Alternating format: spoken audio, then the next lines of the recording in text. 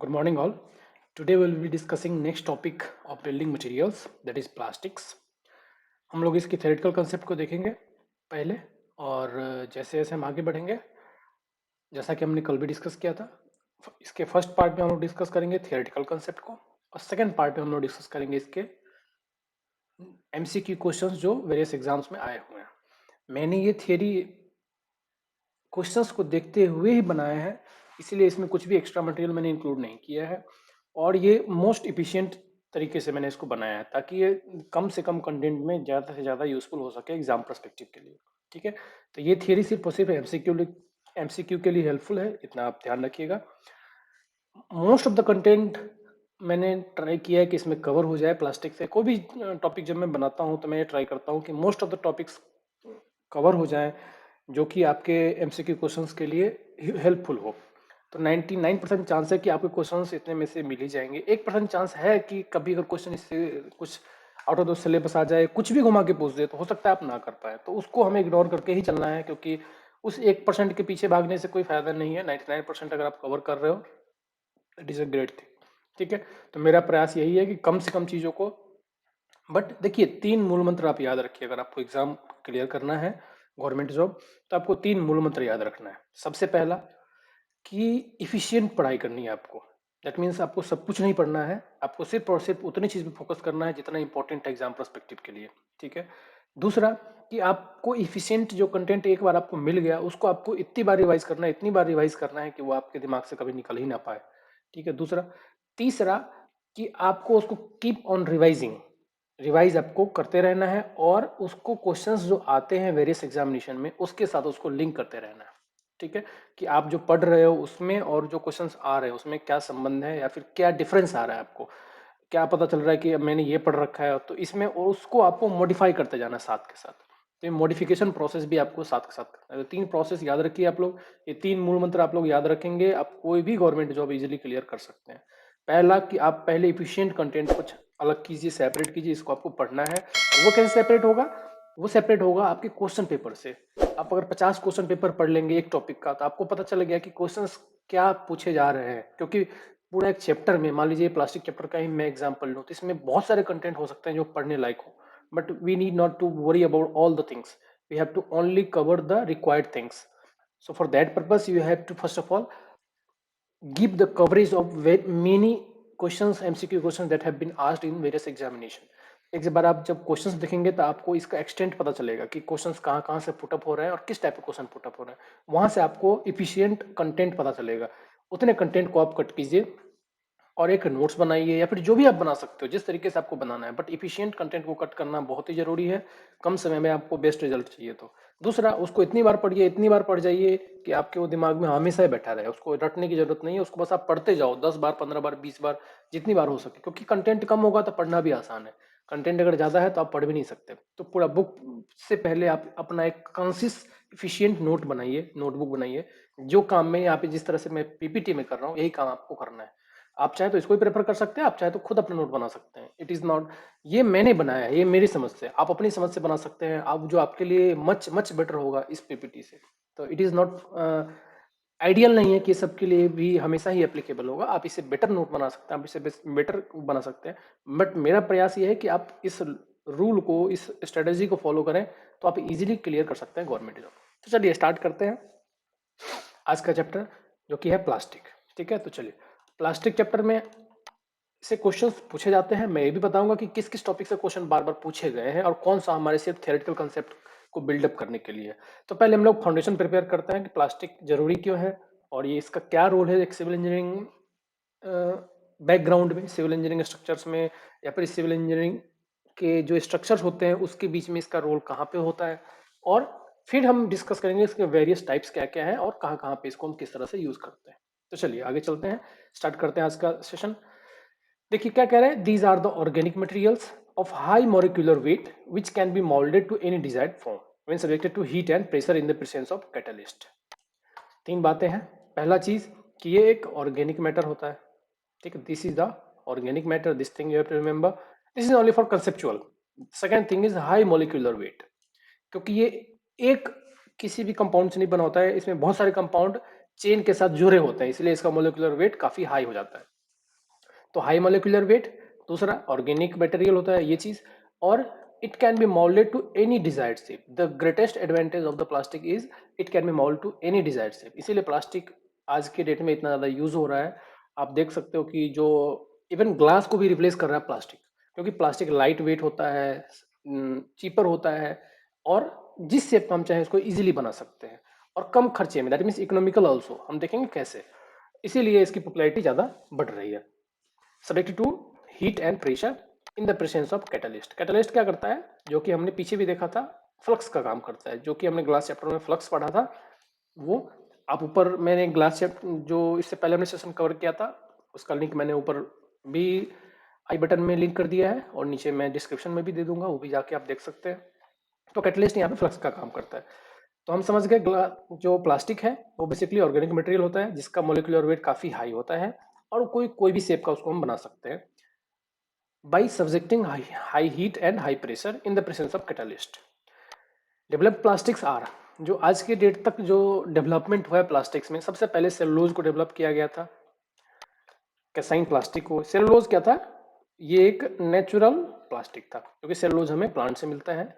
तो सेलुलोज हमारा ये जो पहला डेवलप किया गया था, these were the natural plastics. उसके बाद जैसे जैसे डेवलपमेंट हुआ, कैसाइन प्लास्टिक्स, बेकेलाइट। तो बेकेलाइट बहुत इंपॉर्टेंट प्लास्टिक है, जो कि आज के डेट में बहुत ज़्यादा यूज़ हो रहा है। हम देखेंगे क्या क्या यूज़ होता है, जैसे इलेक्ट्रिकल स्विचेस बनाने में काफ़ी काम में आता है बेकेलाइट। तो ये नाम सब में जहाँ जहाँ पे इंपॉर्टेंट होगा मैं आपको बताता भी चलूंगा, और क्या क्या आपको इंपॉर्टेंटली रिमेंबर करना है वो भी मैं आपको साथ के साथ बताते हुए चलूंगा। प्लास्टिक्स आर रिप्लेसिंग ग्लास, जैसे मैंने बताया था, ग्लास को रिप्लेस कर रहा है सेरेमिक्स को। सेरेमिक्स किसको बोलते हैं, जो कि हाई क्वालिटी क्ले का अर्दनवेयर जिसको कहते हैं, हाई क्वालिटी अर्दनवेयर, उसको बोलते हैं सेरामिक्स। उन सबको रिप्लेस कर रहा है other building materials due to the, क्यों रिप्लेस कर रहा है, lower temperature range in which they can be brought to the plastic state and consequent ease of forming and fabrication and also for their low cost and easy availability, जो हमने discuss किया था। क्योंकि इसमें इसको हीटअप कम करना पड़ता है उसकी प्लास्टिक स्टेट में उसको लाने के लिए, क्योंकि हम जानते हैं मेल्टिंग पॉइंट जितना ज़्यादा हाई होगा जिसका, फ्यूज कराने के लिए उसमें उतना ही ज़्यादा टेम्परेचर देना पड़ेगा। हमने ग्लास के केस में देखा था, उसका फ्यूजिंग टेम्परेचर 1100-1200 डिग्री सेल्सियस था। प्लास्टिक केस में ये काफ़ी कम होता है। तो अगर फ्यूजिंग टेम्परेचर कम होगा या फिर प्लास्टिक स्टेट में पहुंचाने के लिए अगर टेम्परेचर कम होगा, तो फ्यूल का कॉस्ट कम आएगा, ओवरऑल कॉस्ट कम आएगा। इसलिए काफ़ी पॉपुलैरिटी गेन कर रहा है। And their low cost and ease of availability, that means इसका कॉस्ट भी ओवरऑल कम हो जाता है इसलिए, और इजिली अवेलेबल है हर जगह पे, it can be formed anywhere, तो हर जगह इजिली अवेलेबल भी है, इसलिए इसकी पॉपुलैरिटी काफ़ी बढ़ती जा रही है। अब यहाँ से आता है मेन कंटेंट, जो एग्जाम पर्सपेक्टिव से, ये था इसका थियोरेटिकल बैकग्राउंड कि प्लास्टिक क्या होता है, ये जानने के लिए। ठीक है, प्लास्टिक हम सब लोगों ने देखा है, हम सब लोग डेली लाइफ में हर चीज़, मोस्टली चीज़ हम प्लास्टिक का यूज़ करते हैं। हर एक चीज़ में कहीं कहीं आपको प्लास्टिक का कंटेंट दिखेगा, चाहे वो पेन से ले लो, चाहे वो आप अपनी गाड़ी में ले लो, चाहे आप मोबाइल फ़ोन के पीछे का कवर देख लो, प्लास्टिक का कवर होता है। हर एक चीज़ में प्लास्टिक दिखता है, तो ये सब प्लास्टिक ही है। प्लास्टिक मेनली दो प्रकार के होते हैं, यहाँ से हमारा मेन कंटेंट शुरू होता है। एक होता है थर्मोप्लास्टिक और एक होता है थर्मोसेटिंग प्लास्टिक। ठीक है, ये दोनों आप जरूरी याद रखिए हमेशा। तो यहाँ से आपको भूलना नहीं है, थर्मोप्लास्टिक और थर्मोसेटिंग प्लास्टिक, दो प्रकार के प्लास्टिक होते हैं। हम डिस्कस करेंगे दोनों प्रकार क्या क्या है। थर्मोप्लास्टिक किसको बोलते हैं, it's soften on heating and harden on cooling. इसमें अगर हम इसको अगर हीट करेंगे तो ये सॉफ्टर होता जाएगा और मेल्टिंग पॉइंट पे मेल्ट हो जाएगा, और अगेन अगर उसको हम कूल डाउन करेंगे तो it will again gain the state of harden, that means liquid से सेमी सॉलिड, सॉलिड से सॉलिड। कूल डाउन पे अगर हम टेम्परेचर हाई कर रहे हैं तो सॉलिड से मेल्ट होना शुरू होगा, फिर लिक्विड में कन्वर्ट होना शुरू होगा। तो ये काम इसमें हम जितनी बार चाहें उतनी बार कर सकते हैं। थर्मोप्लास्टिक की मेन प्रॉपर्टी यही है कि it's soften on heating and it harden on cooling, बस इतना याद रखिए। As much as time you want, जितनी बार चाहे इसका हम ये प्रोसेस कर सकते हैं, हम रीमोल्ड जितनी बार चाहे इसको कर सकते हैं। रीमोल्डिंग, इस प्रोसेस को बेसिकली हम क्या बोलेंगे, रीमोल्डिंग। जितनी बार चाहे उसको हीटअप करके रीमोल्ड करके फिर दूसरा शेप बना सकते हैं, कूल डाउन करके फिर उसको शेप दे देंगे, फिर से उसमें हमें नया शेप देना है, फिर से उसे हीटअप कर सकते हैं, डिजायर्ड शेप को फिर से अटेन किया कूल डाउन करके, फिर से उसे हम यूज कर सकते हैं। तो रीमोल्डिंग प्रोसेस थर्मोप्लास्टिक की मेन प्रॉपर्टी है, जो कि आपको समझना भी है और याद भी रखना है। ठीक है, their hardness is a temporary property subjected to change in with rise in temperature. जैसा कि हमने डिस्कस किया कि कोई भी इसकी प्रॉपर्टी, नॉट ओनली हार्डनेस, इसकी सारी प्रॉपर्टी इसकी टेम्पररी प्रॉपर्टी हो जाएगी। Why? Because we can remould it as many as times as we can. ठीक है, जितनी बार हम चाहेंगे उतनी बार इसकी प्रॉपर्टी को हम चेंज कर सकते हैं, इसलिए इसकी हार्डनेस या सारी प्रॉपर्टी इसकी टेम्पररी प्रॉपर्टी होगी। And can be bought again to plastic stage on heating.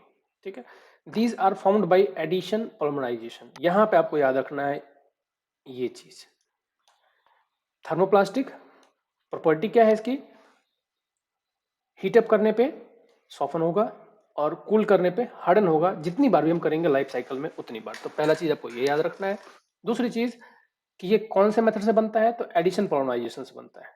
ठीक है, दूसरा चीज आपको जो इंपॉर्टेंटली इसमें याद रखना है वो ये कि ये किस मेथड से बनता है, तो वह है एडिशन पॉलीमराइजेशन। दैट मीन्स इसमें हम पॉलीमर्स को ऐड करते जाते हैं, ऐड करते जाते हैं, लॉन्ग चेन बनता है, have a long chain molecular structure. इसकी चेन बहुत ही लंबी लंबी होती है। ठीक है, तो इसको इसको हमने ज्वाइन कर दिया, इसको इसको हमने ज्वाइन कर दिया, इस तरह से काफी लंबा चेन, इसीलिए इसका मोलिकुलर वेट काफी हाई होता है। ठीक है, and having the long chain molecular structure and they can be remoulded, जैसा हमने डिस्कस किया था, for use as many times as required. ठीक, अब आते हैं, पहला इसमें इंपॉर्टेंट समझ गए कि इसकी प्रॉपर्टी क्या है, इसको हम रिमोल्ड कर सकते हैं जितनी बार चाहे उतनी बार। दूसरी कि किस मेथड से बनता है, तो एडिशन ऑफ पॉलीमराइजेशन मेथड से बनता है। तीसरा लॉन्ग चेन मॉलिक्यूलर स्ट्रक्चर होता है इसके अंदर। तीन चीज हो गया इंपॉर्टेंट। चौथा इट कैन बी रिमोल्डेड, ये तो कवर हो गया। अब आते हैं इसके हम एग्जांपल्स पे, very very important part. Example से क्वेश्चन एग्जाम में पूछे जाते हैं डायरेक्टली कि गिव मी सम एग्जांपल्स, या फिर आपको हो सकता है कि एग्जांपल दे देगा, बोलेगा बताओ थर्मोप्लास्टिक है या थर्मोसेटिंग है, या फिर और भी एग्जांपल दे देगा कि ये है बताओ। तो इसके नाम आपको बहुत ही इंपॉर्टेंटली याद रखना है, जितने नाम याद रख सके रखें। इसको याद रखने का सिंपल तरीका भी से बार बार रिवाइज करें, क्योंकि बहुत कम कंटेंट है। आप चाहो तो बाकी चीजों को छोड़ दो। होता क्या है, मैं आपको मेन कंसेप्ट बताता हूँ। दो चीजें होती हैं, एक होता है थियरी, दैट मीन्स कंसेप्ट, और दूसरा होता है उसके फीचर्स, यूज, एप्लीकेशंस। अब जब हम किसी चीज को पढ़ते हैं तो उसका जो मेन कंसेप्ट है वो तो हमें एक बार में याद हो जाता है, and it remains for a longer period of time in your mind. But examples, applications, ये सब हमारे दिमाग में ज्यादा समय तक नहीं रहते। तो जरूरत क्या है कि कंसेप्ट तो एक बार पढ़ने पर हमें समझ में आ गया कि हमने जान लिया कि चलो थर्मोप्लास्टिक क्या है, कैसे बनता है, ये चीज तो हमें याद रहेगी। बट इसके जो एप्लीकेशंस हैं, इसके जो फीचर्स हैं वो हमें याद नहीं रहेंगे। उसी को आपको बार बार रिवाइज करना है। कंसेप्ट को भले आप एक बार पढ़ो, 50 दिन में रिवाइज करो एक बार, 40 दिन में रिवाइज करो एक बार, बट एग्जाम्पल्स को आप वीक में 2 बार कम से कम रिवाइज करो इनिशियली, बाद में एक बार रिवाइज करो, फिर 10 दिन में रिवाइज करो, फिर 15 दिन में रिवाइज करो। तो एग्जाम्पल्स, फीचर्स, ये सब आपको बार बार रिवाइज करने की जरूरत है, ना कि उसके कंसेप्ट को। कंसेप्ट को एक बार रिवाइज करो, फिर 1 महीने के बाद रिवाइज करो तो भी चलेगा। तो concept always remains seated in your mind for a longer period of time, whereas application features are for a very short period of time. तो चलिए एग्जाम्पल्स देखते हैं, कॉमन एग्जाम्पल्स ये आपको याद करने हैं। रेसिन्स में कौन कौन से एग्जाम्पल होते हैं, देखिए resins is a synonym of plastic. आज के डेट में रेशिन बोलो, प्लास्टिक बोलो, एज ए सिनोनिम यूज किया जाता है। तो रेशिन्स में कौन कौन से हैं, रोशिन है, कोपल है, एम्बर है, सेलेक है। अब सेलुलोज डेरिवेटिव के भी एग्जांपल्स हैं, सेलुलोज एसीटेट, सेलुलोज नाइट्रेट। अब इसमें से जो एग्जाम में पूछा जाता है बार बार, वो देखिए विनाइल रेसिन पूछा जाता है आपसे कई बार, कि विनाइल रेसिन के एग्जांपल जैसे कि पॉलीथिलीन। दूसरा होता है पॉलीविनाइल क्लोराइड, पीवीसी। ये बार बार पूछा जाता है कि पीवीसी बताओ कौन सा प्लास्टिक होता है, थर्मोप्लास्टिक या थर्मोसेटिंग प्लास्टिक। तो पीवीसी, इस तरह से आपको नाम याद रखना है एग्जाम्पल के साथ। पीवीसी हो गया, बेकेलाइट पूछा जाता है एग्जाम्पल में, आपसे पूछ लेगा कि कोपल बताओ कौन सा है। तो इस तरह से पॉलीविनाइल एसीटेट, विनाइल क्लोराइड, ये नाम आपको हमेशा याद रखने हैं। तो एग्जाम्पल्स के साथ आप जितने नाम याद रख सकें उतना ही आपके लिए अच्छा है, क्योंकि इसमें कुछ भी बताने का नहीं है, ये सिर्फ आपको याद ही करना है। और इसे आप बार बार अपने आंखों के सामने से पास करो, ये आपको छप जाएगा आपके दिमाग में, आपको याद करने की भी आवश्यकता नहीं पड़ेगी अगर आप वीक में 2 दिन इसको सामने से पास कर रहे हो तो। नाइलॉन 6, नाइलॉन 11, नाइलॉन 6.6, 6 to 6, ये सब क्या है, इसके एग्जाम्पल्स हैं थर्मोप्लास्टिक के। ठीक है, चलिए आगे चलते हैं हम लोग नेक्स्ट पे। इसके यूज क्या क्या है, अब तो हमने एग्जाम्पल्स बहुत सारे देख लिए। अब हम किस थर्मोप्लास्टिक को कहाँ कहाँ पे यूज करेंगे, तो देखिए एक्रेलिक जो होता है, जिसका ट्रेड नेम होता है पेर्सपेक्स, इसका यूज कहाँ पे करता है, as a substitute of glass for door and window. Market में अगर आप इसको ढूंढेंगे तो पेर्सपेक्स के नाम से मिलेगा। और ये बना किसका होता है, दैट मीन इसका जो साइंटिफिक नेम होता है वो होता है एक्रेलिक प्लास्टिक का। और ये सब है थर्मोप्लास्टिक, याद रखिएगा ये सब एग्जांपल है थर्मोप्लास्टिक का। ठीक है, चलिए दूसरा है cellulose acetate, cellulose nitrate, polyethylene, polystyrene, polyvinyl chloride.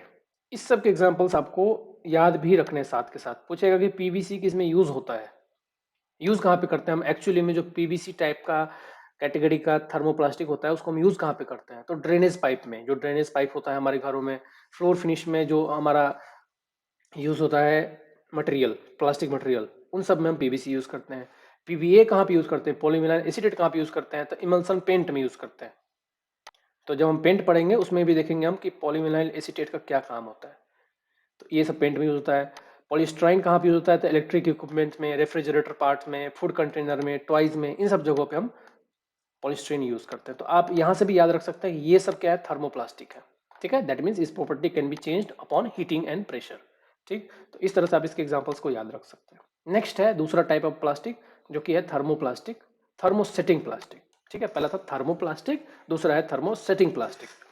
उसका जस्ट अपोजिट है, इसको हमने एक बार जो शेप दे दिया वो शेप परमानेंट हो गया, it cannot be changed upon heating.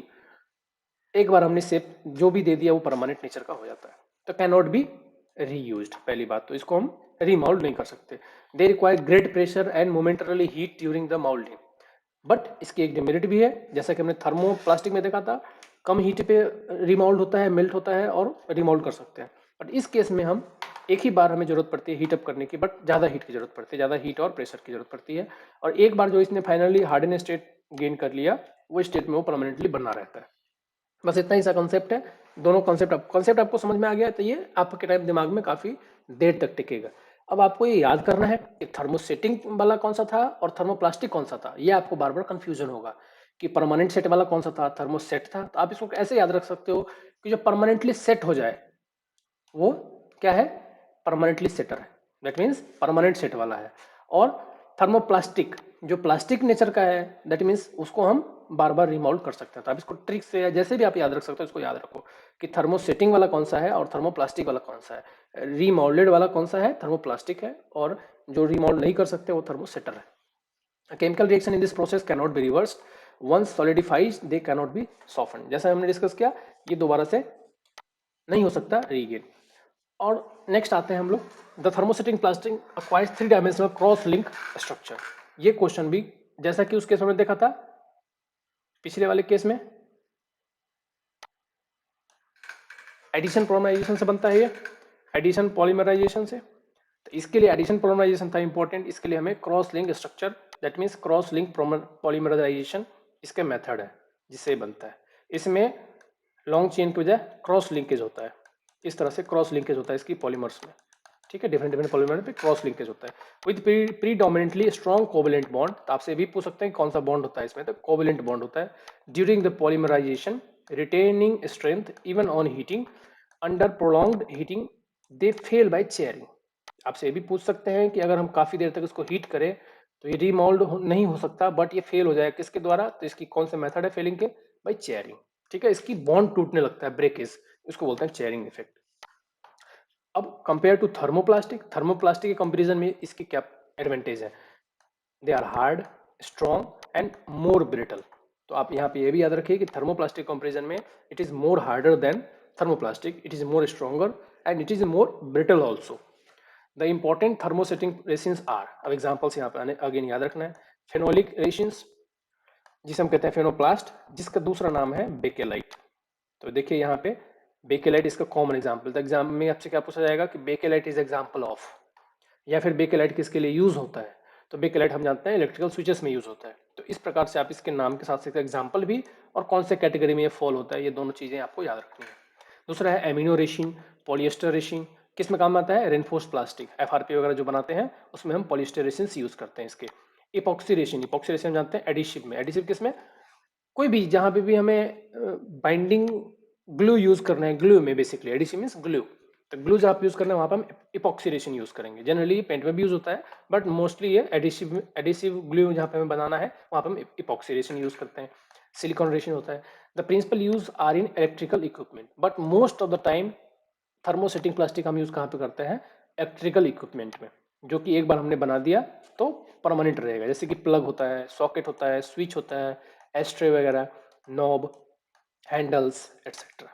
तो ये सब इसका प्राइमरी यूज था। आगे चलते हैं। प्लास्टिक्स की कुछ प्रॉपर्टीज होती है जो एक बार आप लोग देख लीजिए।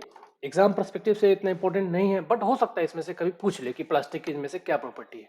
तो it can be moulded to any desired shape और size and have high tensile and compressive strength. तो जैसा कि हमने देखा, चाहे वो थर्मोप्लास्टिक हो चाहे वो थर्मोसेटिंग प्लास्टिक हो, दोनों ही केस में हम पहली बार में चाहे तो जिस शेप का भी चाहे उसको हम बना सकते हैं। दूसरा है इजी टू वर्क अपॉन। इसके साथ वर्क करना बहुत आसान है because it is workable, very much workable.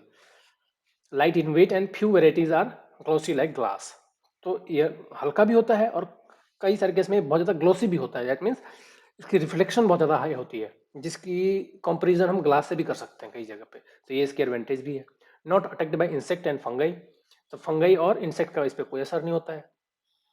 Available in desired colour and texture. Colour texture का भी हमारे पास ऑप्शन है। Required little maintenance. मेंटेनेंस की इसमें बहुत ही कम जरूरत पड़ती है, क्योंकि इसमें ऐसा कुछ है नहीं कि इसको पेंट करना है, जंग लग जाएगा, ऐसा कुछ रस्टिंग होगी। Good electrical insulator. इलेक्ट्रिकल के लिए बहुत ही अच्छा है कि भाई इलेक्ट्रिकल इंसुलेशन नहीं होता है इसमें, इलेक्ट्रिकल शॉक होने का कोई झंझट नहीं है। Have low thermal conductivity.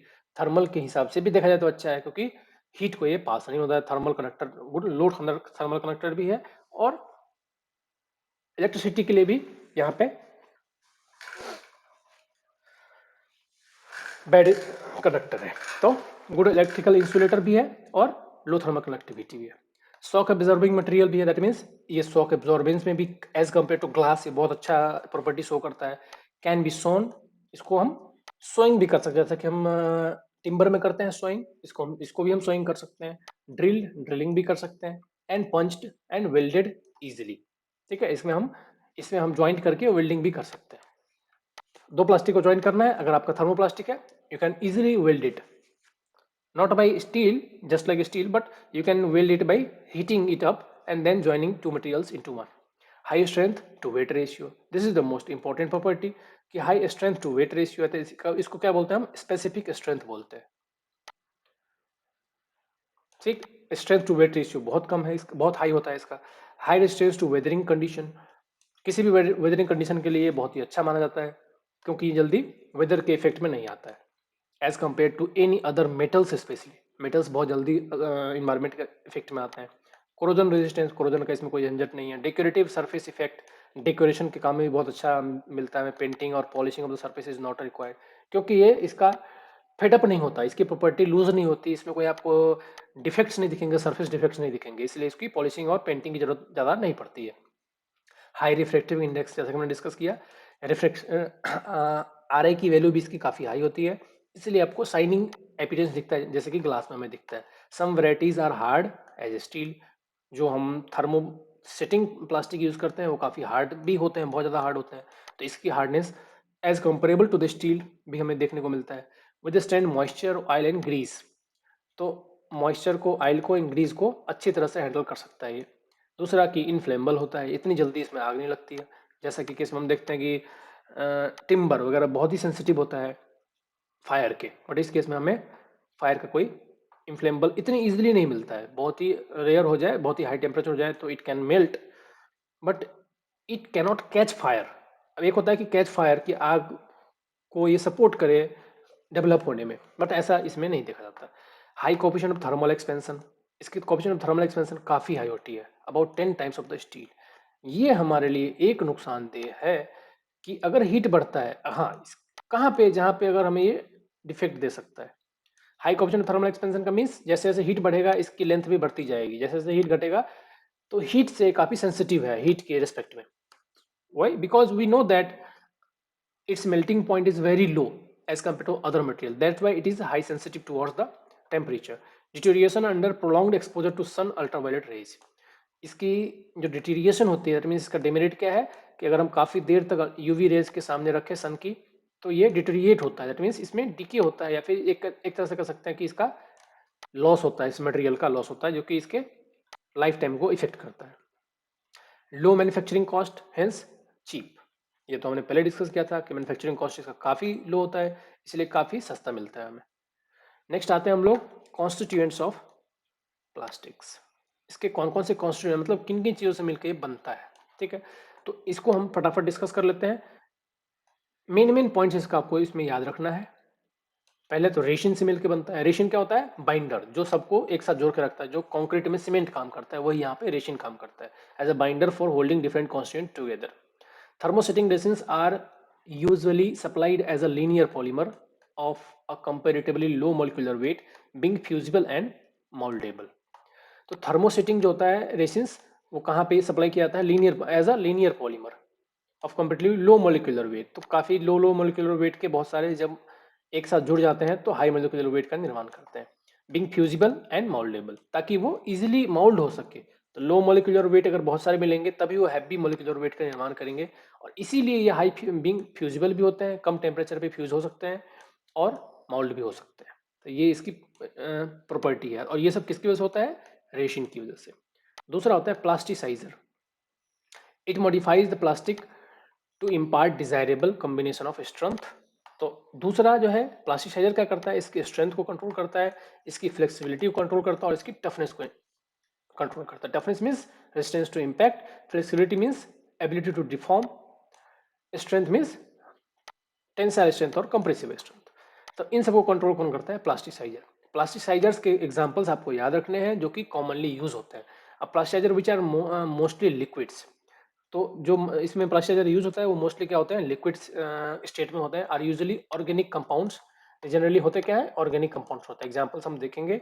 और resin possessing very low vapour pressure. तो जो भी इसमें लिक्विड यूज किया जाता है उसका वेपर प्रेशर काफी कम होता है। Some of the examples are, examples इसमें आपको बहुत इंपॉर्टेंटली याद रखना है जहाँ पे भी एग्जाम्पल्स दिया हुआ है, क्योंकि एग्जाम्पल्स एग्जाम में यही पूछते हैं कि ये किसका एग्जाम्पल है। या फिर गिव मी, आपको बहुत सारे नाम दे देंगे, बोलेंगे which one of the following is a plasticiser, ऐसे एग्जाम्पल देंगे आपको क्वेश्चन में। तो देखिए एग्जाम्पल्स क्या क्या है। वेजिटेबल ऑयल है, जैसे हमने डिस्कस किया है, लिक्विड होता है और ऑर्गेनिक कंपाउंड होता है या फिर रेशिन हो सकता है। तो वेजिटेबल ऑयल इसका कॉमन एग्जाम्पल है। ये नॉन ड्राइंग टाइप। कैम्फोर, ये नाम आप बहुत इंपॉर्टेंटली याद रखिए, कई बार एग्जाम में पूछा गया कि कैम्फोर इज अ, क्या है? प्लास्टिसाइजर। ठीक है, तो कैम्फोर यूज होता है। Ester of stearic and oleic acid. इस तरह से आपको जितने भी नाम दिख रहे हैं, आप जितने नाम को याद कर सकते हो उतने नाम याद कीजिए। बट इस केस में मैंने जैसा बताया, कैम्फोर इसमें बहुत बार पूछा गया है, और वेजिटेबल ऑयल, ये दो नाम कई बार पूछे गए हैं। ठीक है, चलिए आगे चलते हैं। तीसरा है फिलर। फिलर क्या है? फिलर काम करता है, फिलिंग का काम करता है। जैसे हमने पहले कोर्स एग्रीगेट और फाइन एग्रीगेट जो काम करता है, किस केस में ये काम करता है हमारे? तो जो काम कोर्स एग्रीगेट और फाइन एग्रीगेट करते हैं कंक्रीट में, वही काम फिलर्स करते हैं प्लास्टिक्स में। ये अबाउट 50% मिक्सचर को कवर करते हैं। मीन्स टोटल वॉल्यूम का 50% फिलर कवर करता है। और इसका काम क्या होता है? Increase the hardness, tensile strength, bond opacity, finish and workability. Besides reducing the cost, shrinkage, onsetting and brittleness of the final product. तो ये काफ़ी चीज़ों को कंट्रोल करता है, क्योंकि ये फिल करता है तो ये काफ़ी चीपनेस भी इंक्लूड करता है हमारे फाइनल प्रोडक्ट में। और तो इसमें याद क्या करना है आपको कि कितना परसेंट वॉल्यूम में कवर करता है। तो 50% वॉल्यूम कवर करता है। बढ़ाता क्या क्या है? हार्डनेस को बढ़ाता है, टेंसाइल स्ट्रेंथ को बढ़ाता है, बॉन्ड के बीच में आपस में जो बॉन्डिंग होती है उसको बढ़ाता है, जिसकी वजह से हमें स्ट्रेंथ गेन देखने को मिलता है। ओपेसिटी को बढ़ाता है, दैट मीन्स आर पार देखने की जो क्षमता है, लाइट की पास करने की क्षमता है, उसको बढ़ाता है। फिनिशिंग को बढ़ाता है, फिनिशिंग स्मूथ होता है। वर्केबिलिटी को बढ़ाता है। बिसाइड्स रिड्यूसिंग द कॉस्ट, और क्या क्या करता है? और भी क्या करता है? कॉस्ट को भी रिड्यूस करता है, श्रिंकेज को भी रिड्यूस करता है, on setting and brittleness of the final product, और ब्रिटलनेस को भी घटाता है। ठीक है, तो ये सभी काम कौन करता है? फिलर काम करता है। प्लास्टिसाइजर काम क्या करता है? स्ट्रेंथ बढ़ाता है, फ्लेक्सिबिलिटी को बढ़ाता है और टफनेस को बढ़ाता है। वो लिक्विड होता है जैसे कि वेजिटेबल ऑयल, कैम्फोर वगैरह। और फिलर क्या करता है? Hardness, tensile strength, bond, opacity, finish, इस सबको बढ़ाता है, और cost, shrinkage, setting and brittleness, इन सबको घटाता है। एग्जाम्पल्स देखिए। Wood flour, asbestos fibre, mica, diatomaceous earth, sawdust, ground कॉक, paper pulp, corn husk, carbon black, cotton fibre, metallic oxide, metal powder. Metal powder का एग्जाम्पल ये कई बार पूछा गया है, तो ये आपसे एग्जाम्पल में ये दो एग्जाम्पल्स कई बार पूछे गए एग्जाम्पल में, कि metallic oxide and metal powder plastic में किस काम के लिए यूज होता है? तो it act as a filler material. और मेटल पाउडर में भी कौन सा है? एल्यूमिनियम का, कॉपर का एंड लेड का। ठीक है, तो ये 3 मेटेलिक पाउडर यूज होते हैं और मेटेलिक के ऑक्साइड्स भी यूज होते हैं। तो आप इसके नाम के साथ पेपर पल्प भी कई बार पूछा गया एग्जाम्पल में, तो आपको ये भी याद रखना है कि फिलर में कौन सा फिलर किस काम में आता है। पिगमेंट्स, जैसे कि हम सब लोग जानते हैं, पिगमेंट्स का काम क्या होता है, कलर को इम्पार्ट करना। तो अगर डिफरेंट डिफरेंट कलर का आपको प्लास्टिक चाहिए तो उस कलर के लिए जो भी पिगमेंट रिक्वायरमेंट है वो पिगमेंट को ऐड कीजिए, उससे आपको डिफरेंट डिफरेंट कलर मिलता है। ऑल्सो ये दूसरा काम क्या करता है, desired colour plastic and should be resistant to the action of sunlight. दूसरा ये क्या करता है, सनलाइट से प्रोटेक्ट करता है फाइनल प्रोडक्ट को। तो ये दूसरा पिगमेंट का ही फायदा है। तीसरा है कैटलिस्ट। कैटलिस्ट क्या करता है, जैसे कि मैंने पहले भी डिस्कस किया था कि ये एक्सलरेशन में काम में आता है। किसको, रेट ऑफ फ्यूजिंग को। जो आपस में लो मोलिकुलर वेट मिल मिल के एक हैवी मोलिकुलर वेट पॉलीमराइजेशन के थ्रू एक प्लास्टिक का निर्माण कर रहे हैं, उस प्रोसेस को काफी फास्ट करता है। और दूसरा कि फ्यूजन टेम्परेचर को कम करता है। यही काम होता है कैटलिस्ट का या फिर फ्लक्स का। Added only in case of thermosetting plastic. ये बहुत ही इंपॉर्टेंट पॉइंट है। ये किस केस में यूज होता है, सिर्फ और सिर्फ थर्मोसेटिंग में, थर्मोप्लास्टिक में यूज नहीं होता है। To accelerate the polymerisation of fusible resin. जैसे कि हमने डिस्कस किया, कंसेप्ट वही है, बट इसमें इंपॉर्टेंटली क्या है कि ये सिर्फ और सिर्फ थर्मोसेटिंग में ही यूज होता है, थर्मो प्लास्टिक में यूज नहीं होता है। During the moulding operation into the cross linked infusible form. क्योंकि हम जानते हैं कि जो थर्मोप्लास्टिक थर्मोसेटिंग होता है वो क्रॉस लिंक पॉलीमराइजेशन से बनता है। एग्जाम्पल के लिए एस्टर। एस्टर काम करता है कैटलिस्ट का किस केस में, यूरिया फॉर्मल्डिहाइड को बनाने में। तो यूरिया फॉर्मल्डिहाइड जब फॉर्म करता है तो उस केस में ester as a catalyst add किया जाता है। ठीक है, तो एग्जाम्पल्स के लिए भी यहाँ पे हो गया। आगे चलते हैं। इस केस में आपको याद क्या रखना है कि कौन से केस में यूज होता है और इसकी वजह से क्या होता है। तो पॉलीमराइजेशन की प्रोसेस को ये फास्ट करता है और फ्यूजन टेम्परेचर को कम करता है। लास्ट है properties of plastics. Properties of plastics में कि इसकी प्रॉपर्टीज क्या क्या है, प्रॉपर्टीज देखते हैं चलिए। Tensile stress strain curve. Stress strain curve आपको याद रखना है। अब मान लीजिए आपको 4 ग्राफ इसमें गिवन है, हो सकता है एग्जाम में आपको 2 ग्राफ थे और पूछे कि क्या डिस्टिंक्ट डिफरेंस है बताइए। तो जैसा कि हम जानते हैं कि ग्राफ के बीच में अगर ये स्ट्रेस है और ये स्ट्रेन है, तो चार्ट क्या शो करता है, अगर कोई ग्राफ इधर की तरफ ज्यादा, जैसे कि ग्राफ ए है, that means it is highly sensitive towards stress but less sensitive towards strain. D क्या शो कर रहा है कि highly sensitive toward strain but less sensitive towards stress. कम लोड पे ही ज्यादा स्ट्रेन में चेंज आ रहा है, that means D showing that. A क्या शो कर रहा है कि it is less sensitive towards strain but high sensitive towards A, that means बहुत ज्यादा स्ट्रेस लगाने पे बहुत हल्का सा डायमेंशन में चेंज आ रहा है। सो कर्व ए इज टिपिकली किसका शो, किस प्लास्टिक को शो कर रहा है, hard strong but unyielding plastic.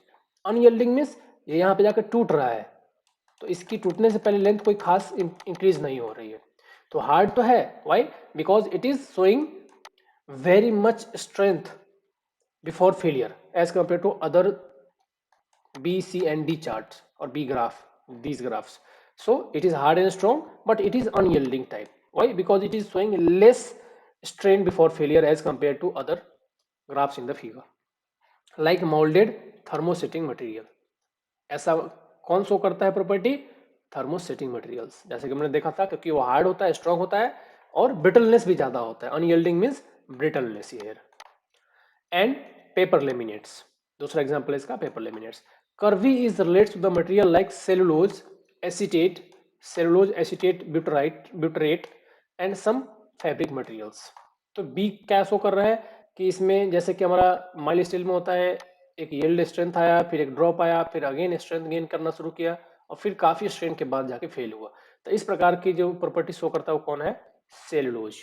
ठीक है, सेलुलोज एसीटेट या फिर सेलुलोज एसीटेट ब्यूटरेट। ठीक है, चलिए। Curve C is a typical of a large number of plastics. तो कर्व सी क्या है, मोस्ट ऑफ द प्लास्टिक इस कैटेगरी में फॉल करता है, सी कैटेगरी में। ठीक है, कि वो प्लास्टिक इस तरह से फॉल करता है। Curve D relates to the some highly in extensible plastics. That means कुछ ऐसे प्लास्टिक होते हैं जो टूटने से पहले काफी लंबे लेंथ तक वो खींचते हैं। दैट मीन्स उसमें काफी लॉन्ग स्ट्रेंथ तक डेवलप होता है और खींचते खींचते ही टूटते हैं। ठीक है, तो टूटने से पहले भी स्ट्रेंथ को लेते ही रहते हैं। अगर यही चार्ट कुछ इस तरह से होता, तो इसका मीन्स क्या होता कि एक टाइम ऐसा आया कि इसने स्ट्रेंथ लेना बंद कर दिया और इसमें खिंचाव ज्यादा हो रहा है, बट ये ऊपर की तरफ जा रहा है। What it means simply that it can even take load before failure. टूटने से पहले भी वो लोड को ले ही रहा था। ऐसा नहीं कि हमने एक लोड अप्लाई कर दिया वो खिंच के टूट जाएगा जैसे कि स्टील के केस में होता है, ऐसा इस केस में नहीं है। जैसा कि आपको इस केस में देखने को मिल रहा है, सी के केस में। इस केस में मैक्सिमम लोडिंग यहीं पे जो अटेन किया था वही लोडिंग है। अगर हमने इतना लोड अप्लाई कर दिया ये तभी टूट जाएगा, बट इस केस में डी के केस में हमें लोड को यहां तक लेके जाना पड़ेगा, तब जाके ये फेल होगा। इससे पहले कभी भी फेल नहीं होगा। तो जैसे कि ये चार्ट है, ये चार्ट है, ये चार्ट है, ये सब क्या शो कर रहा है कि फेलियर फोर्स, फेलियर से पहले भी वो फोर्स इंक्रीज ही शो करता है। But this chart is showing that कि मैक्सिमम फोर्स इसने यहाँ पे लिया। ये फोर्स हमने जैसे ही अप्लाई किया उसके बाद मटेरियल अपने आप फेल हो जाएगा, इतना स्ट्रेंथ, इतना लेंथ गेन करने के बाद, इतना लेंथ इंक्रीज होने के बाद, क्योंकि इसके बाद इसने कुछ फोर्स नहीं लिया। फोर्स रिडक्शन यहाँ पे क्यों हुआ है? क्योंकि इसकी स्ट्रेंथ बढ़ी है, इसकी लेंथ बढ़ी है। ठीक है, तो चलिए चार्ट को मुझे एक्सप्लेन करना था वो मैंने कर दिया। आगे चलते हैं नेक्स्ट। चलिए, तो यही तक हमारा था।